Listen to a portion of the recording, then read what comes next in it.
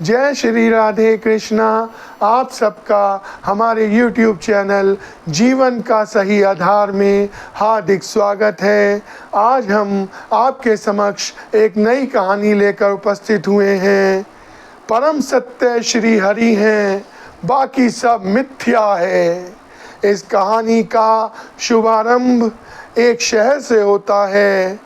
इस शहर में एक मध्यम वर्गीय परिवार रहा करता था। इस परिवार में रवि, उसके माता पिता, उसकी पत्नी और उसके 2 बच्चे थे। रवि हमेशा इसी प्रयास में रहता था कि वो अपने परिवारजनों को कैसे सुखी रखे, कैसे उनकी सब आवश्यकताओं की पूर्ति करे। रवि की एक जनरल मर्चेंट की दुकान थी, जिस पर वो सुबह चला जाया करता था, पूरे दिन वहाँ पर मेहनत करता था और रात्रि में अपने परिवारजनों के साथ उनके साथ आनंद से रहता था। रवि के लिए तो उसका परिवार ही सब कुछ था। वो कभी भी पूजा पाठ नहीं किया करता था, भगवान का ध्यान नहीं किया करता था। वो केवल अपने परिवार में ही आनंद में रहता था। एक दिन क्या होता है कि रवि अपनी दुकान पर आकर शाम को जब आ रहा होता है घर, तो उसका ध्यान सामने की ओर एक पंडाल लगा होता है, वहाँ पर जाता है, जहाँ पर सत्संग हो रहा था। रवि ना चाहते हुए भी उस ओर खिंचा हुआ चला जाता है और सत्संग में जो महात्मा जी सत्संग कर रहे थे, अपनी मधुर वाणी में वो बहुत अच्छी अच्छी बातें बता रहे थे, वो उसे ध्यान से सुनने लगता है। महात्मा जी सभी लोगों को बता रहे थे कि परम सत्य श्री हरि हैं, बाकी सब मिथ्या है। वो सबसे कह रहे थे कि ये संसार के जो रिश्ते नाते हैं वो क्षण विभुर हैं, कुछ समय के लिए, जबकि श्री हरि कल भी थे, आज भी हैं और कल भी रहेंगे। वो परम सत्य हैं।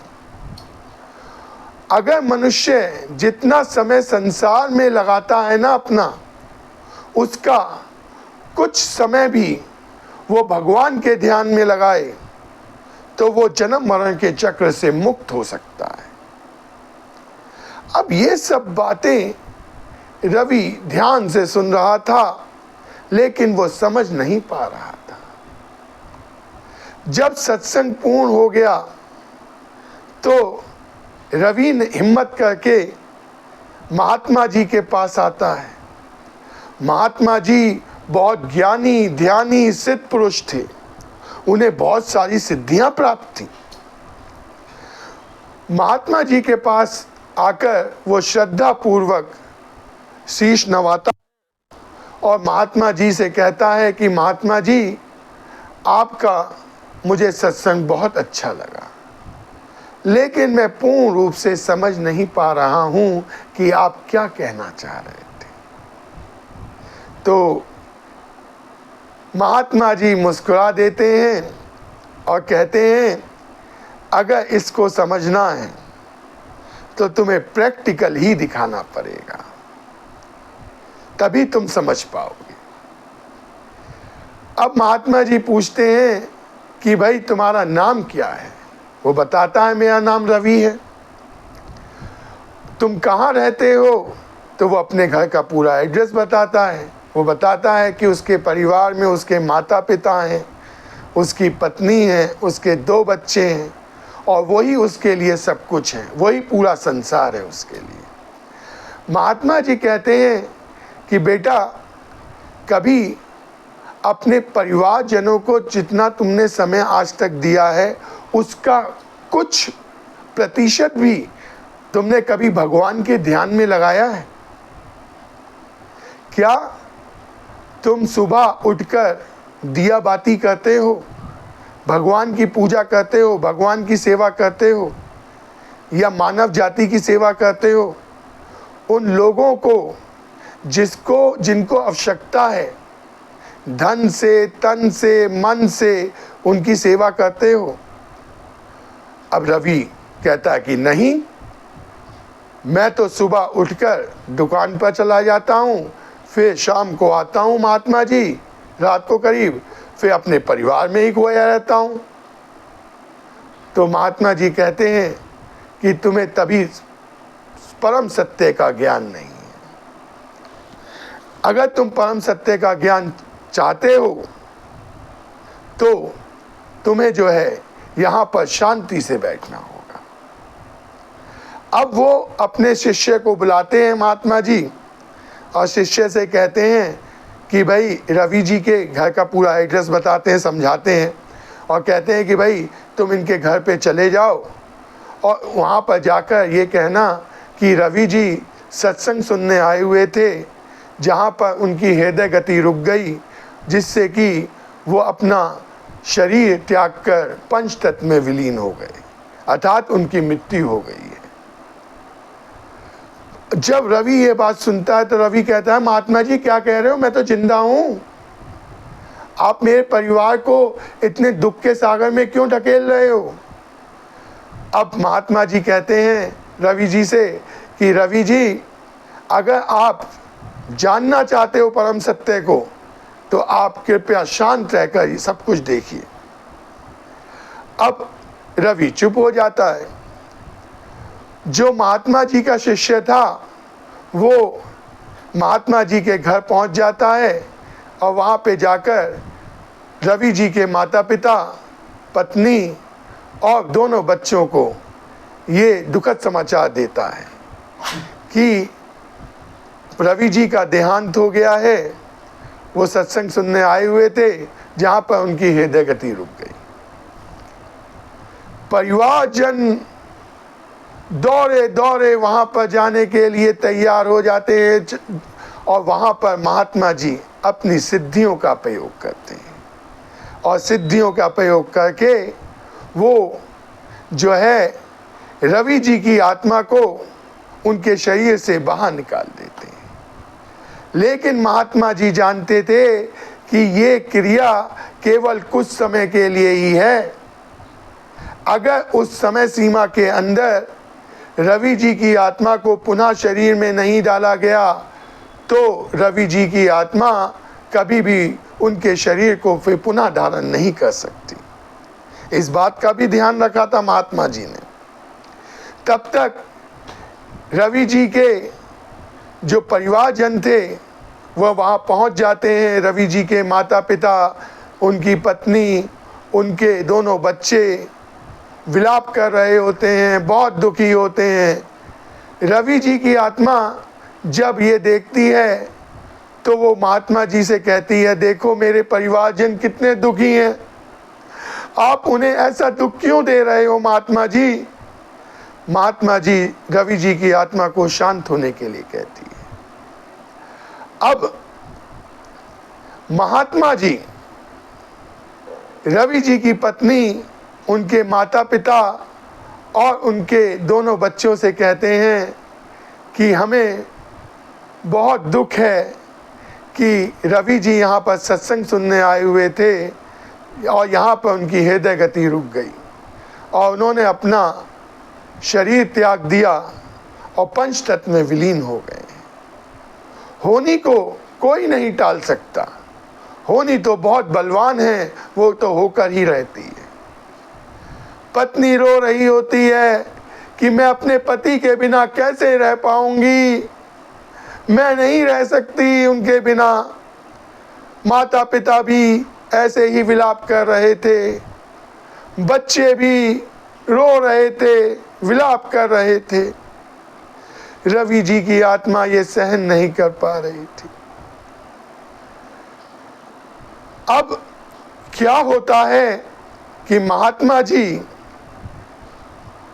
अब उन सभी से एक ही प्रश्न करते हैं, क्या आप रवि जी को पुनः जीवित करना चाहते हैं। तो सबके सब एक साथ बोलते हैं, हाँ कृपया इन्हें पुनः जीवित कर दो, महात्मा जी कृपया इन्हें पुनः जीवित कर दीजिए, हम आपके हमेशा ऋणी रहेंगे।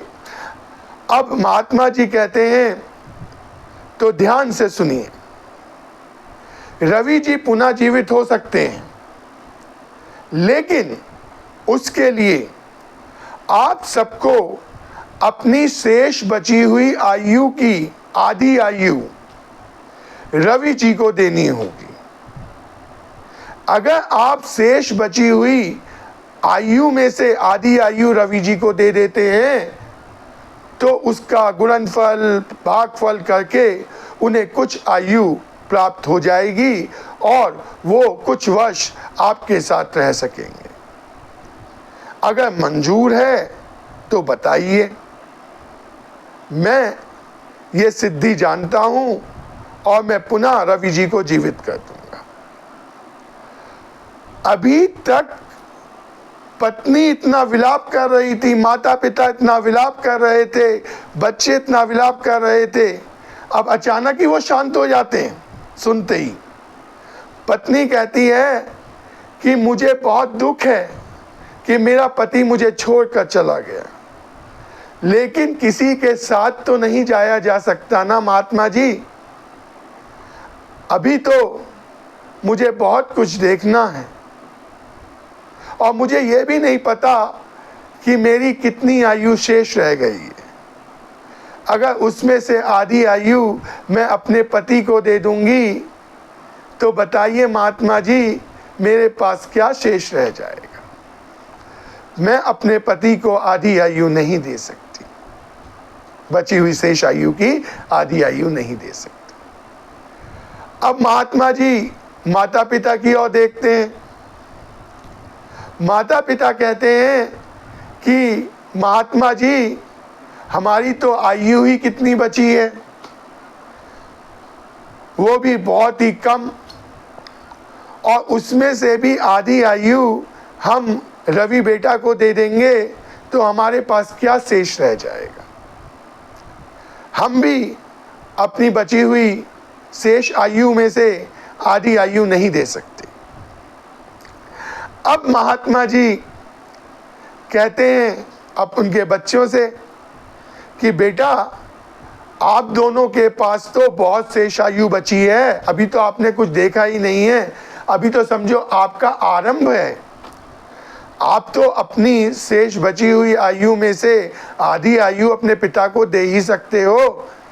तो बच्चे कहते हैं कि हम ये मानते हैं कि हमारे पिता सबसे अच्छे पिता साबित हुए हैं, उन्होंने हमें सब सुख सुविधाएं दी हैं, लेकिन हम फिर भी अपनी शेष बची हुई आयु में से आधी आयु अपने पिता को नहीं दे सकते, क्योंकि हमें तो अभी बहुत कुछ देखना है।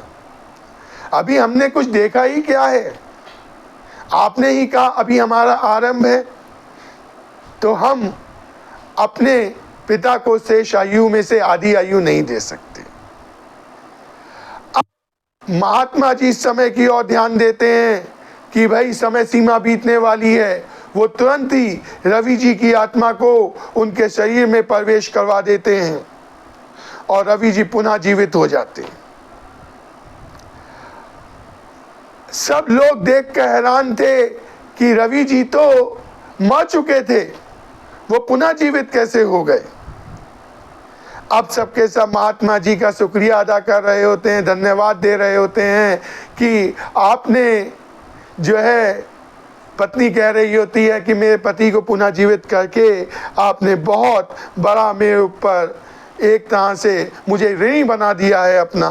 माता पिता भी कह रहे होते हैं, बच्चे भी कह रहे होते हैं, लेकिन रवि जी पुनः जीवित होने के बाद उनके पास नहीं जाते, वो तुरंत ही महात्मा जी के महापावन चरणों में अपना शीश नवाते हैं और कहते हैं महात्मा जी अब मुझे परम सत्य का ज्ञान हो गया है, अब मैं समझ चुका हूं कि ये संसार मिथ्या है, परम सत्य हमारे श्री हरि जी हैं। मैं समझ चुका हूं पूरी तरह से। बिना गुरु गति नहीं। कृपया आप मुझे अपना शिष्य बना लीजिए और अपने महापावन चरणों में जगह दीजिए और भगवत प्राप्ति का मार्ग बताइए। अब महात्मा जी कहते हैं कि बेटा तू अभी भी नहीं समझा मैं क्या कहना चाहता हूं। कलयुग में गृहस्थ जीवन में रहकर, जो अपने गृहस्थ जीवन में रहकर कलयुग में भगवान के ध्यान में रहता है, हर समय उनको याद करता रहता है, मानव जाति की सेवा करता है, वो सही मायने में भगवान की सच्ची सेवा करता है।